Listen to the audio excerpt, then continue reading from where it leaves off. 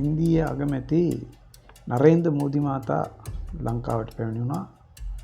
ශ්‍රී ලංකාව හා ඉන්දියාව අතර ශ්‍රේෂ්ඨ ගණනාවකට සම්බන්ධ අවබෝධතා ගිවිසුම් 7ක් අත්සන් කරනු ලැබුවා. ඒ වගේම විදේශ රාජ්‍ය නායකයන්ට පිරිනමන ඉහළම සම්මානය වන ශ්‍රී ලංකා මිත්‍ර විභූෂණ ගෞරවාභිදාන සම්මානය ඉන්දීය අගමැති නරේන්ද්‍ර මෝදි මහතාට ශ්‍රී ලංකා ජනාධිපති අනුර කුමාර දිසානායක ජනාධිපතිතුමා විසින් පිරිනැමුවා. ඒ වගේම ශ්‍රී ලංකාව හා ඉන්දියාව යනු සිතියමක ඇති රටවල් දෙකක් නොවේ.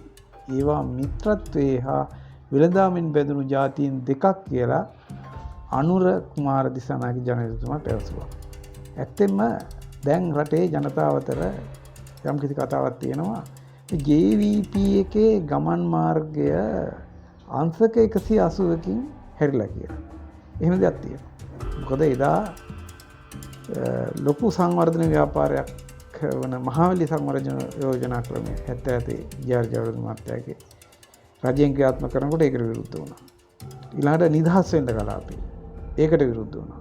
ඒක අද වෙනකොට විදේශ විනිමය හොයන රැකියා විශාල ප්‍රමාණයක් ලබා දීලා තියෙන ආර්ථික ඉතා වටිනා සම්පතක් නිදහස් වෙන්න කලාපේ. මහවැලි යෝජනා ක්‍රමයත් ආර්ථිකයට ඉතාම වටිනා සම්පතක්.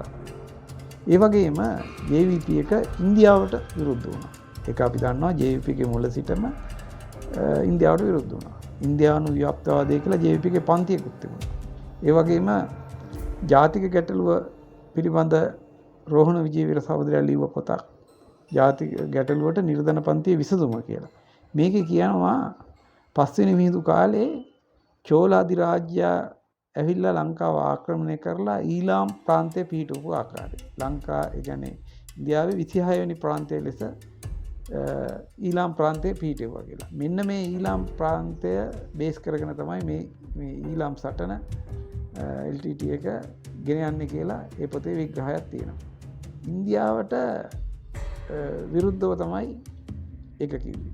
ඒ වගේම ඉන්දියාව අධිරාජ්‍යවාදී කියලා විග්‍රහ කරා. අපේ රට කොයි වෙලේ හරි ඉන්දියාවෙන් ගිල ගන්න බලාගෙන ඉන්නේ කියලා. ඒ 1980 ගණන් වල කිව්වේ. නමුත් අද වෙනකන් ඉන්දියාව අපේ රට ආක්‍රමණය කරේ නැහැ. නමුත් අපි බලන්න ඕන දැන් JVP එකේ ගමන් මාර්ගය වෙනස් වෙලා. දැන් JVP එක ඉන්දියාව සමග ගිවිසුම් අත්සන් කරනවා. දැන් JVP එක ඉන්දියාවට අධිරාජ්‍යවාදීන් කියලා කියන්නේ නැහැ. දැන් JVP එක ඉන්දියා රාජ්‍ය නායකයාට සම්මාන පිරිනමනවා. මේ මොකද්ද වෙනස? මේක ඇත්තෙන්ම අපි බලන්න ඕනේ. JVP එක වෙනස් එදා කිව්ව දේ අද කියන්නේ JVP එක වෙනස් වෙලා ඒවනේ මේ බලන්න ඕනේ. මේක බලන්න ඕනේ. රටට මේකෙන් මොකද්ද සිද්ධ වෙන වාසිය?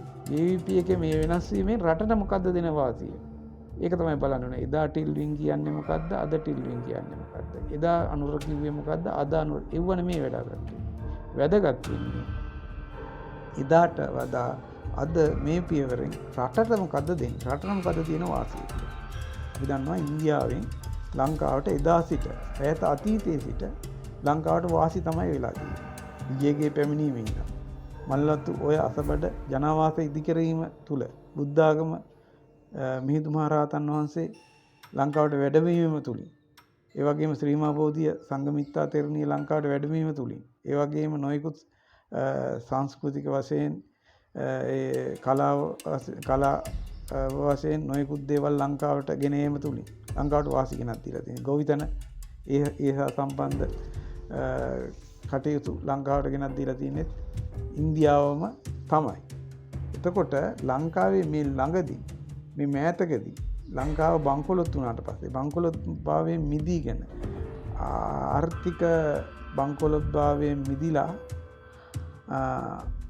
තියෙන අවස්ථාවක් එක්ක දැන් යන්තම් හුස්ම හෙලගෙන ආර්ථිකය ඉදිරියට පවත්වාගෙන යන අවස්ථාවක පවතින තත්ත්වයක් තුළ මේ ඉන්දියාවත් එක්ක තියෙන සම්බන්ධකම අපිට වැදගත්ද, අපිට ප්‍රයෝජනවත්ද, අපිට වාසියක්ද කියන එක තමයි අපිට වැදගත් වෙන්නේ.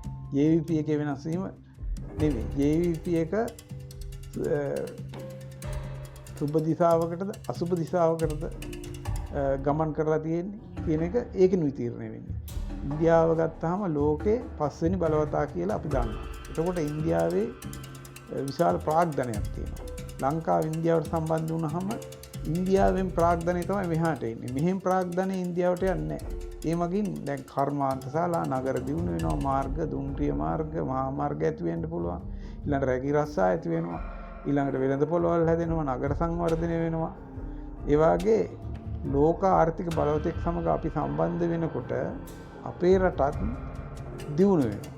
අපේ රටේ අනිත් පැත්තෙන් විශේෂයෙන් සංචාරක කර්මාන්තය ගත්තාම වැඩිපුර සංචාරකයෝ ලංකාවට එන්නේ ඉන්දියාවෙන්. ශ්‍රීමා බෝධිය, කෝණේශ්වර, ඊළඟට සීතාඑළිය කෝවිල ඒ වගේ වට ලංකාවට වැඩිපුරම සංචාරකයෝ එන්නේ ඉන්දියාවෙන්. මේ විදිහට ගත්තාම ලංකාවේ ආර්ථිකය දියුණු කරන්න පුළුවන් බලවතෙක් තමයි ඉන්දියාව. අපේ අසල්වැසියා, අපේ අසල්වැසි රට ඉදිරියට සංවර්ධනය වෙමින් පවතින ලෝකේ විශාල සංවර්ධනයක් කරා යන රට. අපි ආර්ථික අතින් දුබල රටක්. අපිට නැගිටින්න අවශ්‍යයි. ඒ නැගිටින්න අවශ්‍ය වෙනකොට අපි ප්‍රබල රටක් සමග අපි සම්බන්ධ වෙනවා කියන්නේ අපිටත් ඒකේ සංවර්ධනය ගලාගෙන යන අවස්ථාවක් වෙනවා. එම නිසා අපි මේ අවස්ථාවේ ඉන්දියාවත් එක්ක සම්බන්ධ වෙනවා කියලා කියන්නේ ඒක අපේ රටේ සංවර්ධනයට, අපේ රටේ අනාගතයට ඉතාම වැදගත් පියවරක්. එම නිසා ජාතික ජනබලවේගයේ ආණ්ඩුවේ නායක අනුර කුමාර දිසානායක මහතා ඒ කැරකිලා තියෙන අංශක 180 කැරකිලා තියෙන දිශානතිය අපේ රටට සුබදායක දෙයක් විසක් අසුබදායක දෙයක් නොවේ කියලා තමයි අපිට කියන්න වෙන්නේ.